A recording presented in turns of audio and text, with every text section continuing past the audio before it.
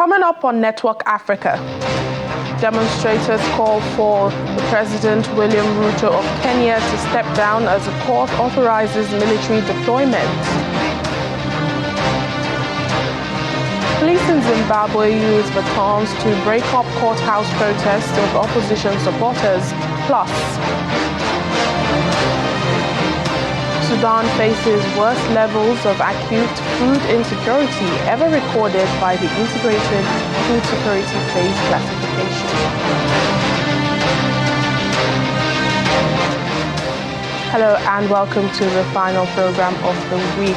Thank you so much for joining us. I'm Layo Olarinde. We start in Kenya, where a high court has approved the use of military force to restore order following days of anti-tax protests that at some point overwhelmed the police.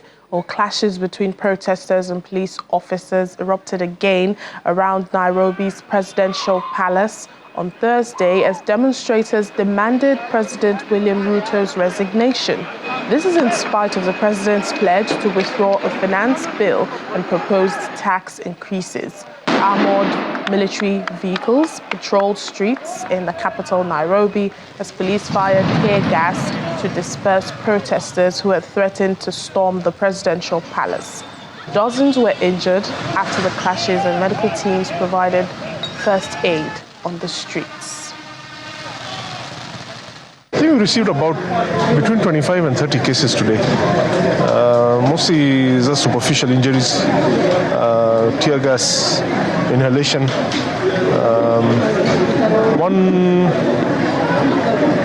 One was a serious case of a gunshot wound. Yeah. Police in Zimbabwe have used batons to break up a courthouse protest by opposition supporters. The demonstrators are angry that dozens of activists accused of gathering without official police clearance and arrested in mid-June are still in detention. The skirmishes followed as police who had maintained a strong presence shoved a lawyer who was addressing journalists outside the courthouse before clashing with opposition supporters. The detained activists, 78 of them, including Jameson Timber, interim leader of a faction of a splintered opposition party, have been in detention since June 16. They were arrested at Timber's residence in Harare, where their lawyers argued they had gathered for a barbecue to commemorate the Day of the African Child. A special representative for the Central African Republic, Valentine Rugwabiza, believes it is time to reposition livestock farming and cattle migration as factors of peaceful coexistence, stabilization, and economic development. Addressing the UN Security Council, Rugwabiza says the recent killing of 16 civilians in Lime village in the Pende prefecture following a land conflict involving local farmers and cattle owners is a stark reminder of the urgency to reverse the dynamics of violence. She added that the mission is making progress on the security, humanitarian, and peace-building fronts in Haut-Mombu. Past and recurrent political and security crises in the Central African Republic have negatively impacted transhumance, turning a secular practice into one of the main triggers of attacks against the civilians. The recent killings of 16 civilians in Lime village in the Uampende prefecture, following a land conflict involving local farmers and cattle owners, was a stark reminder of the urgency to reverse the dynamics of violence and to reposition livestock farming and transhumance as factors of peaceful coexistence, stabilization, and economic development. Within a very short time, working closely with national and local authorities, local communities, and humanitarian partners, the mission is making tangible and transformative progress on the security, humanitarian, and peace-building fronts in Ombumo. I'm deeply concerned by the continuous misinformation and disinformation campaigns against the mission, with an uptick in the hostile content targeting MINUSCA. This further complicates the already challenging context in which the mission operates. I call on the government to hold accountable identified individuals, including public servants, channeling and echoing such campaigns, which pose a significant risk to the safety and security of our peacekeepers, while constraining the mission ability to optimally implement tasks mandated by the Council and requested by Central African national authorities.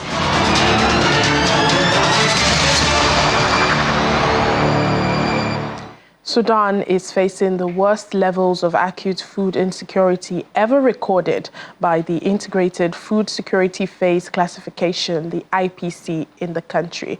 Well, and that's according to a newly released report. Speaking at a press conference in New York, the director of the Office of Emergencies and Resilience at the Food and Agriculture Organization, FAO, Rain Paulson, said there is a risk of famine in 14 areas, localities and clusters affecting both residents, internally displaced people and refugees. Paulson warns that if the conflict gets any worse, it will disrupt movement of humanitarian aid and access to markets. 14 months into the conflict, Sudan is facing the worst levels of acute food insecurity ever recorded by IPC in the country. Over half the population, 25.6 million people, face crisis or worse conditions, IPC 3 or above, from June to September 2024, coinciding with the lean season. And in the same period, some 755,000 people face catastrophe, IPC Phase 5. And there is a risk of famine in 14 areas, localities and clusters, affecting both residents, internally displaced people and refugees. And those 14 locations are found in Greater Darfur, Greater Kordofan, Al Jazeera states, and some hotspots in Khartoum. If the conflict escalates further, disrupts mobility, humanitarian assistance, access to markets and livelihood activities. The lean season is starting soon. It will be very difficult to be able to reach certain areas as well. And so it's not a matter of how long we have, but how much more can we have access to them. So it's really the sense of urgency and the feeling that every single day is a tragedy for the largest displacement crisis in the world and the largest also protection crisis in the world for children. So it's really a matter of urgency and every minute counts. We have been collectively able to get some aid across the cross lines and cross border, but I think we need to make sure that it's sustainable, and that is really important. We are able to see some commercial sector actually able to move some commodities, and that's why all the humanitarian partners, including WFP, are actually also using cash-based operations to actually make sure that we stimulate those markets where it's functioning. But of course, from our side, we're also using in-kind assistance to help us navigate some of those access challenges and do, if you can say, access negotiations. Well, Sudan's war has set off the world's largest hunger crisis as the fighting continues to devastate lives and livelihoods. More than half the population, 26 million, is now facing crisis levels of hunger, and around 755,000 people face catastrophic conditions, with hunger-related deaths already being recorded. The World Food Programme says 1 in every 2 Sudanese is struggling to put enough food on their plates every single day. Unlike the Darfur crisis of 20 years ago, this crisis spans across the whole country, including Khartoum, once one of Africa's most vibrant capitals, and Garissa State, previously Sudan's breadbasket, where nearly 300,000 people are facing famine-like hunger. The conflict between the Sudanese armed forces and rapid support forces continues to spread, currently engulfing El Fasher, and that's the capital of North Darfur. We are in a race against time, not only to have enough resources, but also to be able to deliver these resources to people who are on the verge of starvation. And when you talk of the world's largest hunger crisis. We are looking at half of the country. Over 25 million Sudanese are categorized as acute food insecure. If we have access and funding, we will be able to avert an outright famine.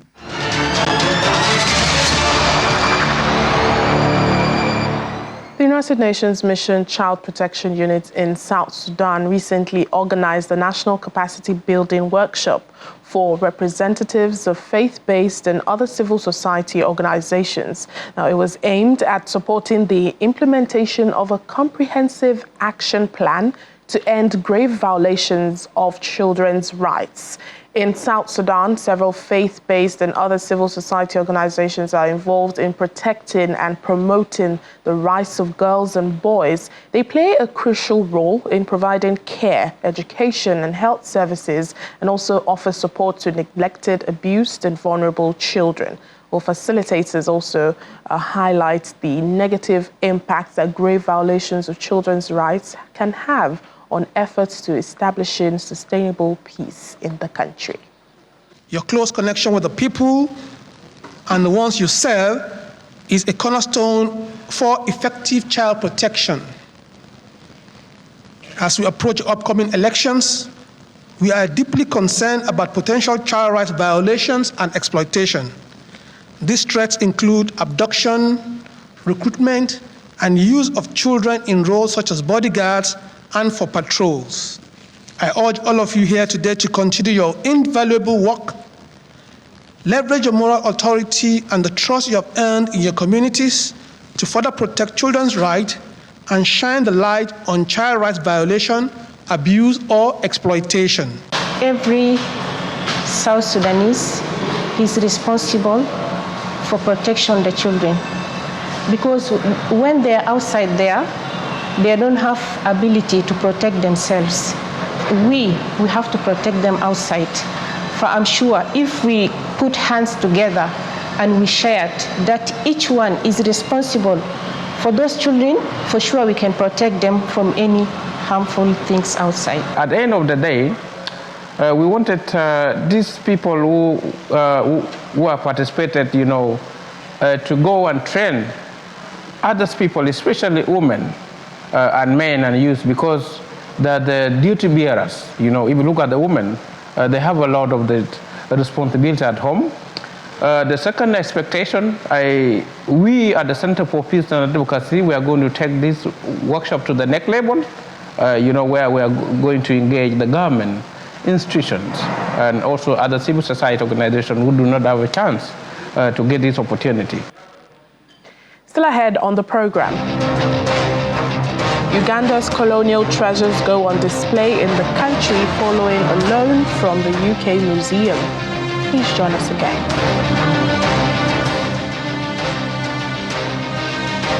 Welcome back to the program. The first comprehensive aerial survey of wildlife in conflict-affected South Sudan has revealed the largest land mammal migration on Earth, with an estimated 6 million antelopes recorded moving across the Boma-Bandigilo-Jonglei landscape. Conducted by African Parks in partnership with the South Sudanese Ministry of Wildlife Conservation and Tourism and support from the Wilderness Project, the survey is described as confirming a remarkable and unmatched wildlife phenomenon across a landscape of immense ecological importance. Well, South Sudan is home to a magnificent array of wildlife, including giant, elegant birds, stately elephants, majestic giraffes, and now the largest land mammal migration on Earth. This spectacular phenomenon, known as the Great Nile Migration, this heritage is under threat from exploitation, with a decline in non-migratory species such as elephants, warthogs, cheetahs, and hippos. This is a national asset and a gift, one which provides a source of unity and pride for the people of South Sudan at a time when the country is otherwise battling with food insecurity, economic hardship, flooding, and the impact of the conflict in Sudan. This announcement is an opportunity for the country to embark on a new narrative, one that is not associated with conflict and poverty. I urge the private sector to embrace this exciting opportunity and invest in wildlife tourism benefits. Protecting our heritage is a shared responsibility. I call upon the security forces, particularly the Ministry of Wildlife. In Rwanda, challengers to Paul Kagame's presidential ambition have also been campaigning across the country. Candidates for the Democratic Green Party of Rwanda, Frank Habineza, was in the Nyanza district, south of the country, where he told supporters to vote for him and other parliamentary candidates. Our foreign affairs correspondent, Amarachi Ubani, gives us more details.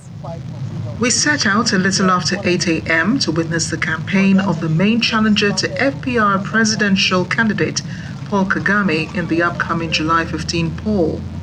Frank Habineza of the Democratic Green Party of Rwanda holds his latest rally in Nyanza district. Ever since the party was formed in August 2009, 2018 was the first time Frank Habineza and one other party member became the first opposition candidates to win seats in the 80-seat Rwandan parliament. The journey to the campaign rally is a long and tedious one. Rwanda is a small country, but Nyanza district is large, and with no specific venue known to us, we had to ask for directions. We finally arrived at the Democratic Green Party campaign about 4 hours since we set out. The presidential candidate Frank Habineza arrives shortly after, to the delight of party members who sing his praises.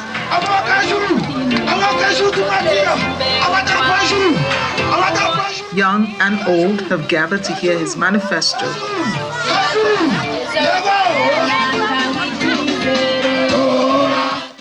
The DGPR is campaigning on light, hope and solution. A few speeches and a comedy sketch later, he mounts the podium to address the crowd in the local Kenya-Rwanda language.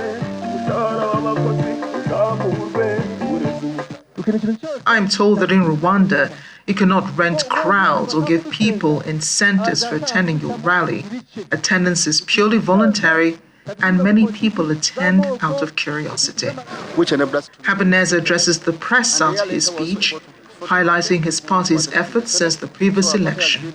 We had a very long consultative process which was conducted in all the 30 districts of Rwanda for over 2 years, where we went in every district consulting our members and people, what do you want to be changed in the next 5 years. So the ideas that we are saying right now, they all came from the people. So we have listened to the people and we have put all those ideas into what we call the manifesto, which we are telling them what we are speaking.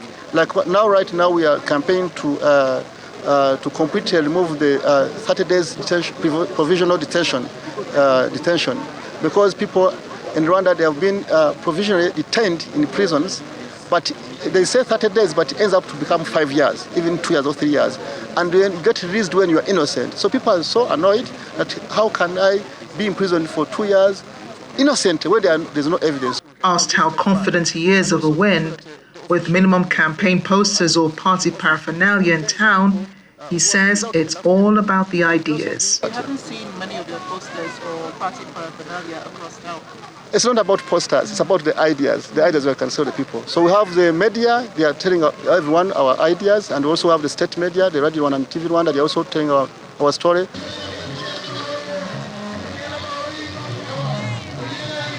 And that marks the end of Dr. Frank Habineza's campaign here in Nyanza district. Not many people attended the campaigns, but he says it's about the ideas, which he says are being pushed forward by the media and, of course, on social media. He's confident he will win on July 15. Here in Nyanza district, in the southern part of Rwanda, Amarachi Bubani, Channel Television News. Uganda's museum head creator Nelson Abiti is insisting that more than 30 artifacts which the UK's Museum of Archaeology and Anthropology at Cambridge loaned to Uganda are not going to go back. Well, he's calling on the UK institution to deregister the artifacts which have been in the United Kingdom for over 100 years.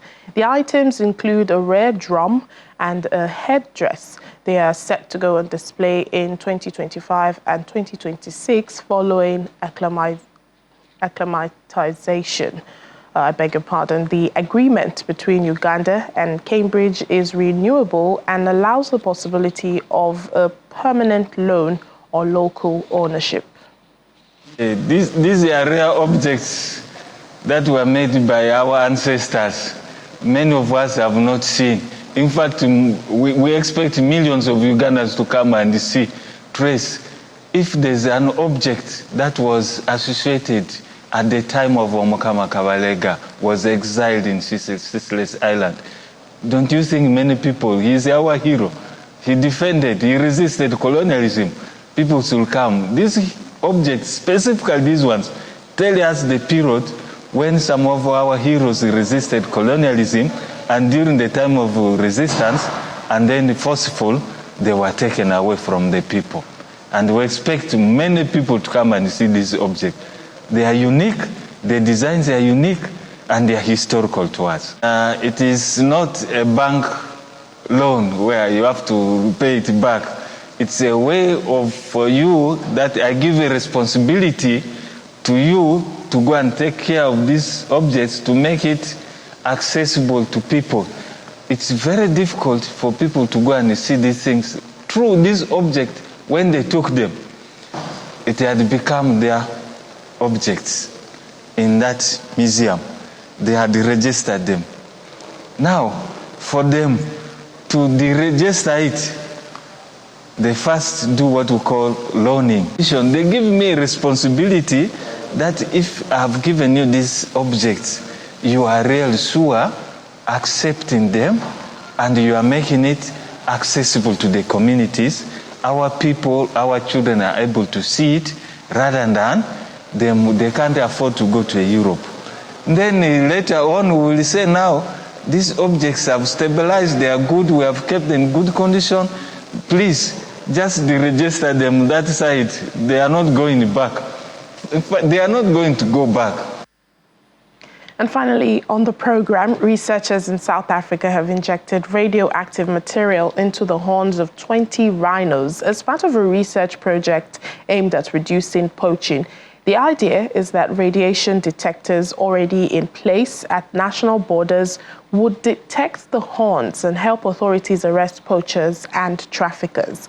The research, which has included the participation of veterinarians and nuclear experts, begins with the animal being tranquilized before a hole is drilled into its horn and the nuclear material carefully inserted.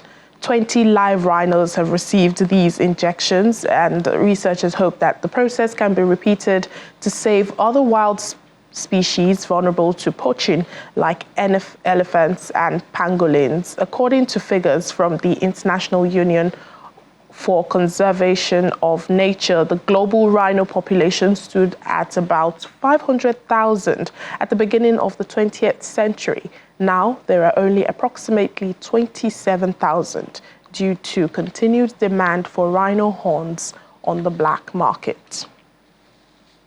A good way to save wildlife. That's it on the program for today and for the week. Thank you so much for always watching. I'm Layo Olarinde. Have a lovely weekend.